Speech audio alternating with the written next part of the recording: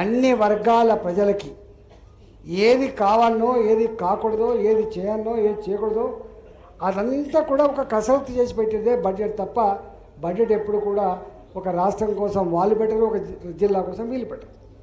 కానీ 50 ఏళ్ళు దాదాపు 49 సంవత్సరాలు పాలించిన కాంగ్రెస్ పార్టీ, ఇక్కడ కూడా 50 సంవత్సరాల పైబడి పాలించిన కాంగ్రెస్ పార్టీ నాయకులు మనం మాట్లాడుతున్న భాష చూస్తే సిగ్గనిపించింది. నేనన్నా అసలు మీకైనా సోయి ఉందా?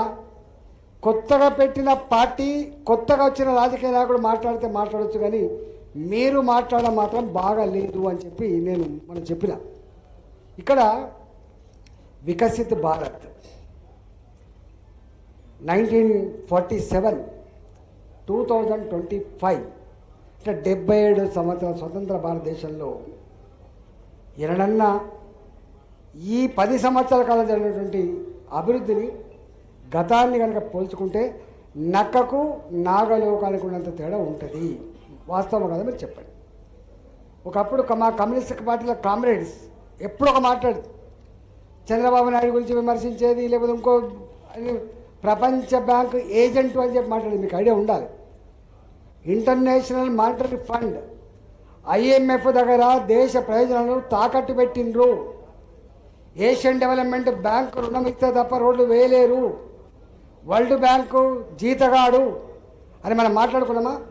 కానీ ఈ 11 ఏళ్ల కాలంలో ఎన్నడన్నా భారతదేశం IMF ఫండ్ కోసమో, వరల్డ్ బ్యాంక్ ఫండ్ కోసమో, ఏషియన్ డెవలప్మెంట్ ఫండ్ కోసమో మోకరిల్లిన సందర్భం ఎప్పుడైనా ఉందా? నో. ఇవాళ భారతదేశం ఆ స్థాయి నుంచి తానే శాసించే స్థాయికి ఎదిగింది. గదే వికసిత్ భారత్. మొన్న ఒక గొప్ప ఆర్థికవేత్త ఒక ఆర్టికల్ రాసింది. ఆ ఆర్టికల్ ఏంటంటే, మీరు చూస్తారు, బెంగాల్లో కరువు వచ్చింది అని. 1972 1973 మేము చిన్న పిల్లలం భయంకరమైన కరువు వచ్చింది దేశంలో. మీకు ఐడియా ఉండాలి. సుట్టపోడైతే తప్ప బియ్యం దొరకకపోతుండే.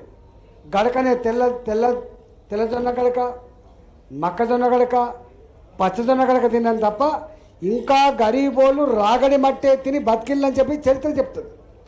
బెంగాల్లో ఆకలి చావు రిటర్న్ మీరు చూశారు.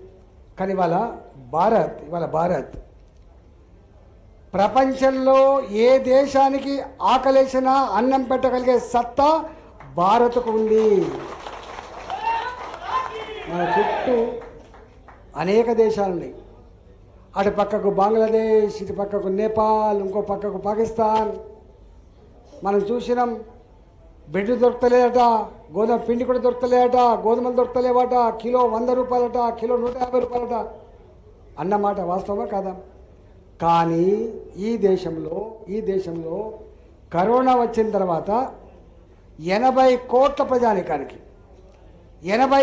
ప్రజానికానికి మా ప్రజలకు 5 కిలోల చొప్పున బియ్యం ఇచ్చి ఆకలి తీర్చాలని చెప్పి అన్నం పెడుతున్న దేశం భారతదేశం. వల్ల అంతేకాదు, ఆయన చెప్పిన మాట ఏంటంటే, ప్రపంచంలో ఏ దేశానికి ఆకలేసిన అన్నం పెట్టగలిగే సత్తా సంతరించుకున్నది, కానీ భారతదేశానికి ఏదైనా ఆపదత్తే అన్నం పెట్టగలిగే సత్తా ప్రపంచంలో ఏ దేశాలు లేదనే విషయం ఇవాళ వాళ్ళు రాశారు. మీరు ఈ మధ్య చూస్తున్నారు. టైం ఎంత అవుతుందే, వేస్తూనే ఉండగలరు. ఇది బాగు.